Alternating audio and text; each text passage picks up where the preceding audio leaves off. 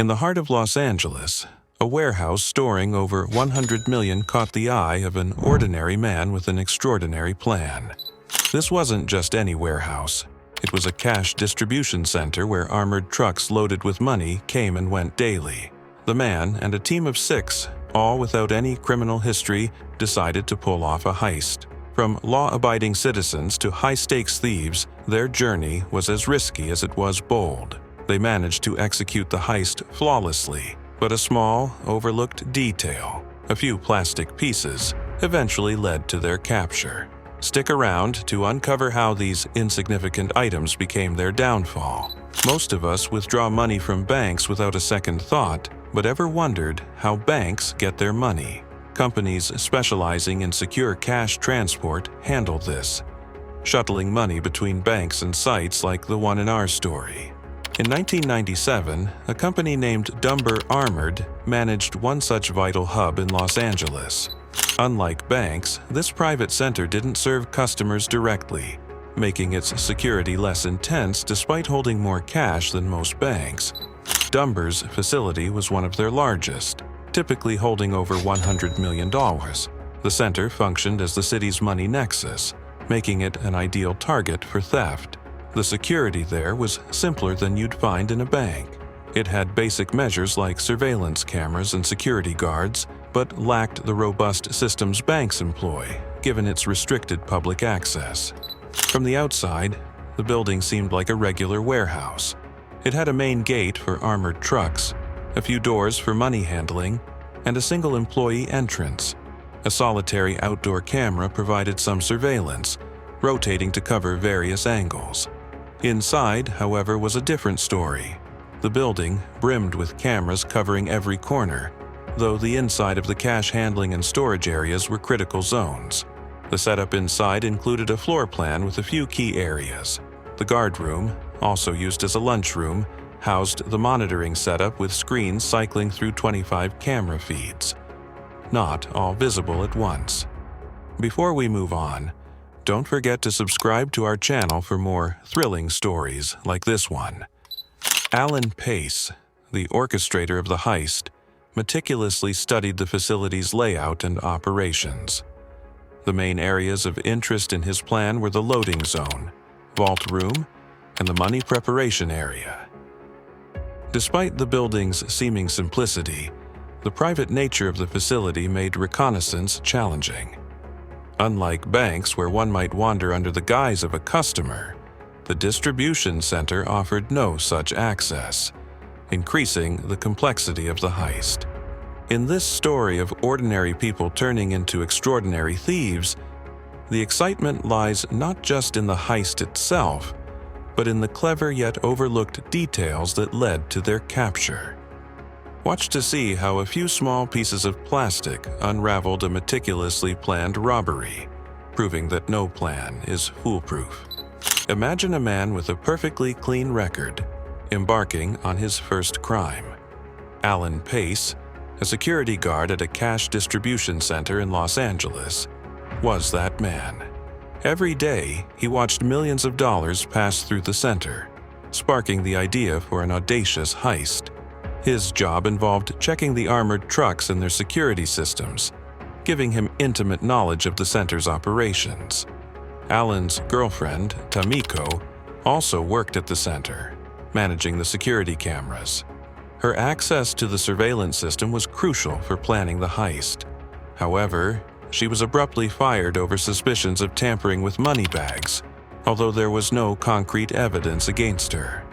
This incident strained Alan's relationship with the management and hastened his plans. Feeling the heat after Tamiko's dismissal, Alan knew he had to act fast. He couldn't pull this off alone and started to assemble a team. The first recruit was his best friend, Eugene Hill, another security guard with no criminal background but proficient in security protocols. Convincing Eugene was straightforward due to their close relationship. Alan then carefully selected 2 more friends, Freddie McCree and Terry Brown. Freddie had been a security guard and a friend since childhood, and Terry was a colleague from a nightclub where Alan had previously worked. With his team in place, Allen detailed his plan using a chalk diagram in a parking lot, explaining their entry and actions within the center. His confidence and thorough knowledge convinced his friends to join the heist. Taking further risks, Allen brought a camera to work, pretending to take keepsakes. He discreetly photographed critical areas and personnel, providing his team with visuals of the center's layout and the staff they might encounter. His insider status allowed him to do this without raising suspicion. With detailed photos and a floor plan, Allen met with his team again to finalize their strategy. They decided on using 2 vehicles, a regular sedan for initial transport and a rental truck for the heist.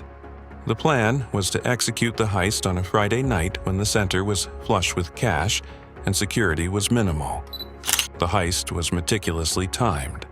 They would avoid ceiling cameras, which Allen knew the positions of, and strike during the dinner break of the lone night guard. The team would enter using a key Allen had, surprising the guard during his break. Their next move was crucial, securing the room where the accountants and the surveillance monitor were located. The monitor had a panic button that could alert the police, so it was imperative to control him quickly. Once the employees were restrained, the team would access the vault. The vault door would be open, as accountants were busy with the weekend cash flow, allowing them to take only older bills with non-sequential serial numbers to avoid traceability. The team successfully entered the vault, loaded the money into their truck, and escaped without triggering any alarms. Their detailed planning and Allen's inside knowledge were pivotal in pulling off one of the most daring heists without prior criminal experience. Allen and his team transformed from ordinary individuals to master thieves in one night, proving that sometimes the most dangerous criminals are the ones you least suspect. Realizing they needed more help, Allen and his team brought on Thomas Johnson, another security expert and friend, making it 5 security-savvy members strong. They intensified their preparations, poring over the floor plan daily and memorizing the faces and routines of the center's staff, from the guards to the accountants. Their goal was crystal clear: complete readiness. To avoid recognition, they planned to dress in black, complete with masks and gloves. While they hoped not to use force, they equipped themselves with weapons to ensure compliance from the center's employees. Have you subscribed to our channel yet? If not, please subscribe to enjoy more exciting stories like this in the future. Mastering the surveillance system was key to their plan. The center had 25 cameras, but with only 4 screens in the monitoring room that rotated every 10 seconds, Allen's team could time their movements to avoid being caught on camera. This insight came from Tomiko's knowledge of the system's operations. Allen trained his team with military precision, teaching them the exact speed and timing required to move undetected through the corridors. As September 1997 approached, the team felt ready. They planned to strike at the end of the month to ensure every detail was perfected. However, an unexpected setback accelerated their timeline. Allen was suddenly fired and had to return his keys. Thinking quickly, he made copies of the keys before returning them, forcing the team to move up their heist date. With their meticulous planning, insider knowledge, and a bit of forced urgency, Allen's crew was set to execute one of the most audacious heists, all without a trace of prior criminal experience. On Friday, September 12, 1997, Allen Pace decided it was time to put their carefully crafted plan into action. He immediately called his team to prepare for the heist that night. In the lead-up, Allen faced a critical challenge. He needed an alibi since he had been recently fired and could be a prime suspect. His solution was clever and simple. Eugene, his closest friend, suggested they attend a large family party filled with many relatives and friends. Their plan was to discreetly leave the party to carry out the heist and return unnoticed, ensuring they had plenty of alibis. On the day of the heist, the team gathered at Eugene's house to go over the plan one last time. It was during this final review that they realized they needed more hands. Initially, they were 5. One would stay with the truck, another to handle the security guard they intended to restrain, leaving only 3 for the vault room, which might contain 3 to 4 employees. To ensure they could control the situation, they decided to add a 6th member, Eric Boyd, who was Alan's brother-in-law. This last-minute addition brought the team to 6, just hours before the operation. Eric was quickly briefed on the heist details. His role was simple: stay with the truck. The team repeated the plan multiple times, ensuring every member knew exactly what to do. They decided to use numbers instead of names during the operation to keep their identities secret and equipped themselves with radios for communication. They made a pact to support the families of any member who might get caught, ensuring their financial well-being. As evening approached, the team arrived at the party around 10 p.m., making sure to be seen and remembered by the guests. By 11 p.m., they began to discreetly leave the party in staggered intervals to avoid suspicion. Eventually, 2 members drove a regular sedan, and the other 4 took a rented small truck. They rendezvoused close to the distribution center where those in the sedan joined the others in the truck. The new member, Eric, dressed as the driver in his regular clothes, while the other 5 changed into all-black outfits, complete with masks and gloves, and armed themselves. Upon arriving at the center, fortune smiled on them again. The only external security camera was pointed away from the entrance, fixated on a pickup truck owned by the on-duty supervisor, a detail Alan was familiar with, as the supervisor often had the guard point the camera at his truck for security. This oversight provided the perfect cover for their entry. Knowing the camera schedule, the team confidently approached the center. Alan used the key he had copied before his dismissal to quietly unlock the door, and the team slipped inside without drawing any attention. Inside, they followed the plan meticulously, avoiding cameras, controlling the guard during his dinner break, and securing the employees in the vault room before they could trigger any alarms.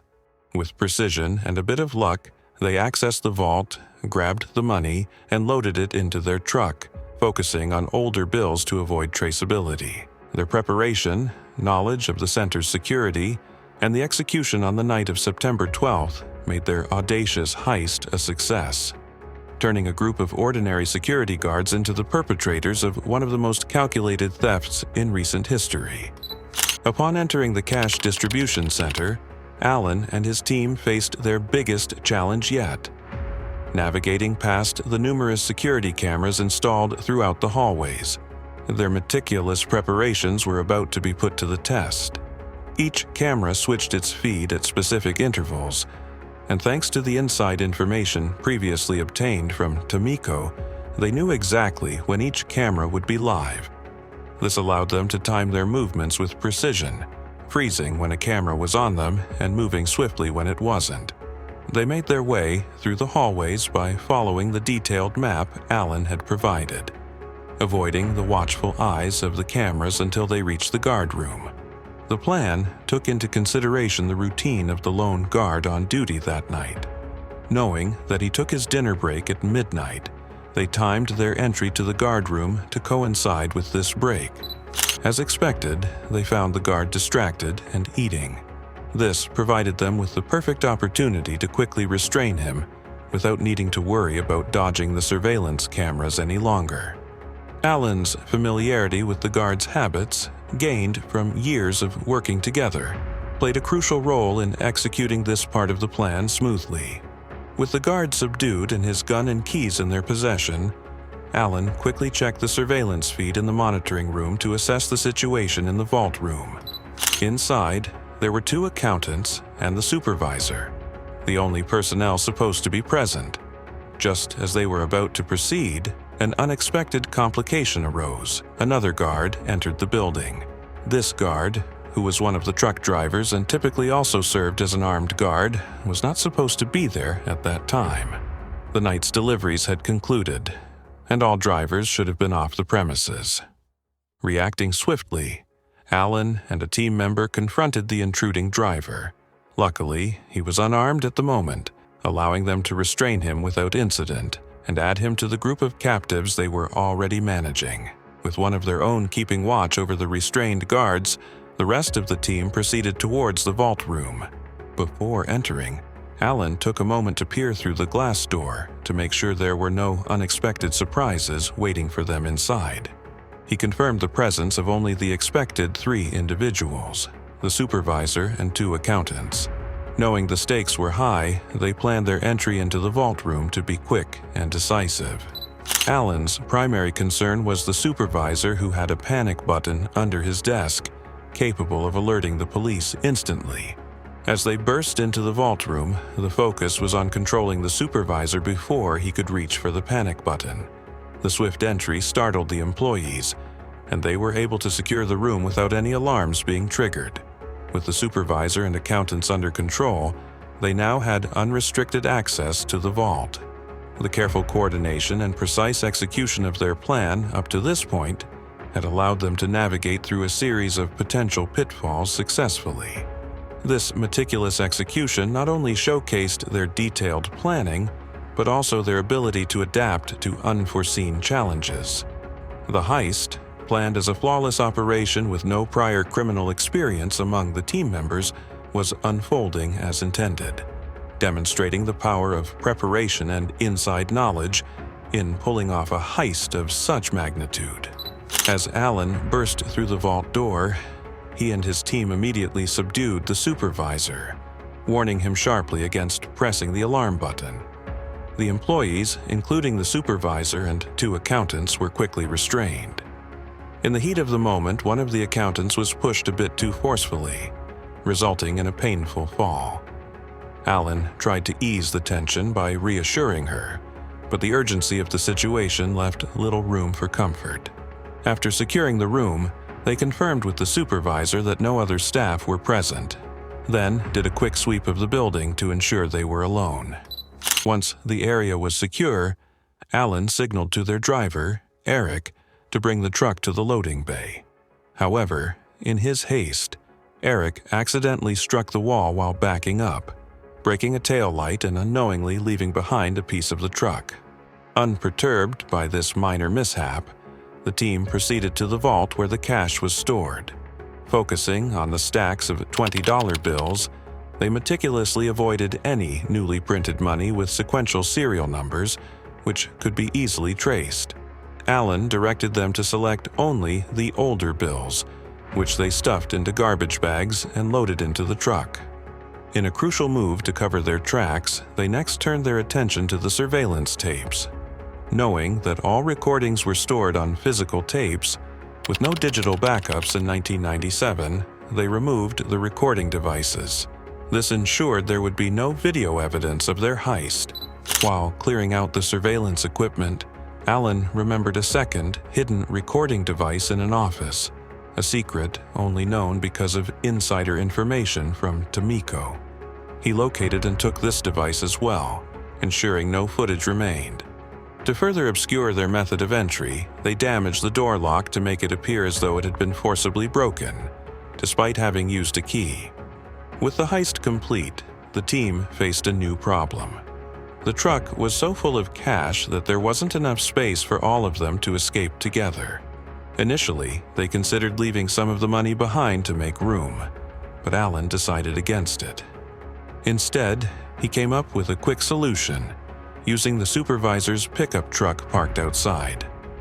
After retrieving the keys from the supervisor, Alan and Eugene drove the pickup to their nearby parked sedan, switched vehicles, and left the truck in the parking lot, completing their escape without leaving any trace of their identities or methods.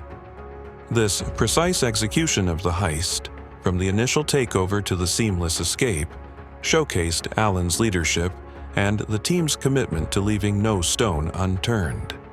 Their meticulous planning and the ability to adapt to unexpected challenges ensured that they carried out one of the most audacious cash heists without leaving behind any evidence that could lead back to them. After successfully pulling off the heist, the final step for Alan and his team was to return to the party they had initially left, thereby reinforcing their alibi. They first stopped at Eugene's house to discard their weapons and change back into their party clothes. With the stolen money still in the truck, they drove both the truck and the sedan back to the party location, arriving around 1:30 a.m., roughly 90 minutes after they had slipped away. They parked the truck in front of the house and seamlessly rejoined the festivities, mingling with guests to ensure their presence was noted. Meanwhile, about an hour after the team left the Dunbar Center, the bound employees managed to free themselves and quickly alerted the police. When law enforcement, including the FBI, arrived to investigate, the first oddity they noted was the broken lock on the external door. It seemed tampered with rather than forcefully broken, suggesting to them that the thieves might have had a key, pointing towards an inside job. Another clue emerged when they found plastic pieces from a broken taillight near where the robbers' truck had hit the wall. These pieces did not match any of the company's vehicles, indicating they belonged to the robbers' truck. Beyond these clues, the crime scene was meticulously cleared of any other evidence. In the aftermath, Allen and his crew secured a rented garage to hide the massive haul of cash, planning to lay low until the situation cooled down for them to split the loot. The stolen amount was tallied at about $19 million by Dunbar's management, a figure that would equate to nearly $30 million today, marking it as one of the largest cash heists in history. However, to prevent potential copycat crimes, the authorities opted not to disclose the exact amount stolen, instead announcing to the media that over $1 million had been taken, without specifying the vast sum. The ongoing investigation strongly indicated an inside job, particularly due to the robbers' awareness of both the main and hidden recording devices. Such detailed knowledge suggested that one of the robbers, or someone they knew intimately, had to have worked at the center. The misleading appearance of the damaged lock also supported the theory that the thieves used actual keys. As part of their inquiry, the police interviewed about 130 people associated with the center, including current and recently terminated employees, administering polygraph tests as part of the process. Both Allen and his girlfriend Tomiko failed these tests. Additionally, there was the testimony of the accountant who had been roughly handled during the heist. She remembered Allen's distinctive reassurance, "Don't worry, dear, everything will be all right," identifying his voice and manner. This recognition provided a crucial piece of witness testimony against him. Despite the polygraph results and the accountant's account, investigators found themselves without enough concrete evidence to conclusively prove Allen's involvement or secure a conviction. The lack of definitive proof left the authorities in a precarious position, needing more to make an arrest. After successfully pulling off the heist, Allen and his team's next move was to reinforce their alibi by returning to the party they had left earlier. They first stopped at Eugene's house to stow away their weapons and changed back into their party outfits. They drove the truck, loaded with the stolen cash, and the sedan back to the party location. Arriving around 1:30 a.m., about 90 minutes after they had slipped out, they parked the truck discreetly and blended back into the party to mingle with the guests. While the team was covering their tracks at the party, the employees they had left tied up at the Dunbar Center managed to free themselves and immediately alerted the police. When the authorities arrived, including the FBI and the LAPD, they noticed the tampered lock on the external door. It seemed staged to look like a break-in, which suggested to them that the culprits had inside knowledge, potentially indicating an inside job. Another clue emerged when investigators found fragments of a broken taillight from a vehicle that didn't match any from the company's fleet, hinting it belonged to the robbers' truck. Apart from these clues, the crime scene was meticulously cleared of any other evidence. Allen and his crew took careful steps following the heist.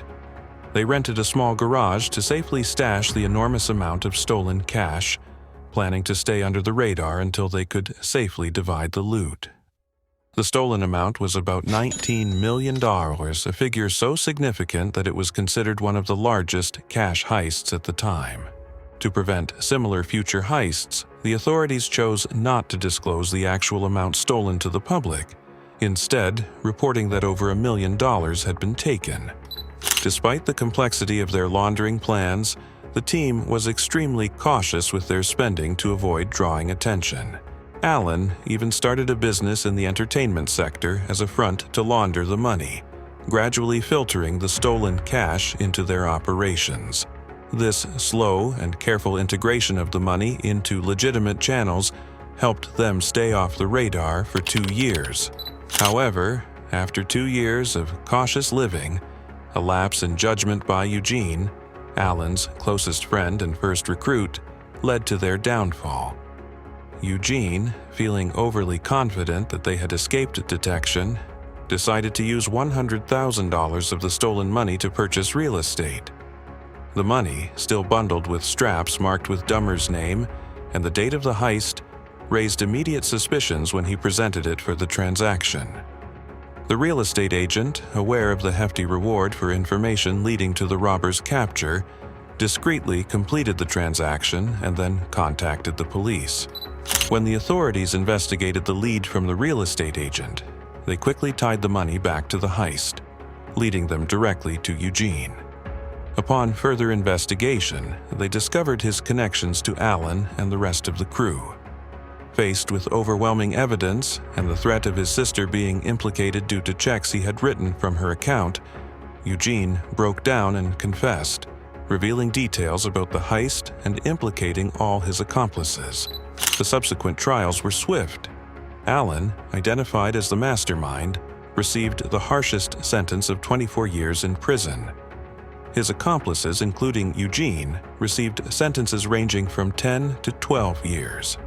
The irony of Alan's downfall was that his closest friend, whom he had trusted the most, was the one whose mistake ultimately led to their capture. In the end, the authorities recovered only $7 million of the stolen $19 million. The rest, about $12 million, remained unaccounted for. Over the years, all members of the gang served their sentences and were released, with the last member being released just last year. Despite the years spent behind bars, the unrecovered $12 million meant they still had a substantial fortune waiting for them outside. A bittersweet end to a saga marked by loyalty, betrayal, and an ingenious crime that nearly went undetected. Don't forget to subscribe to our channel and like this video. Also, let us know in the comments what type of stories you'd like to see more of.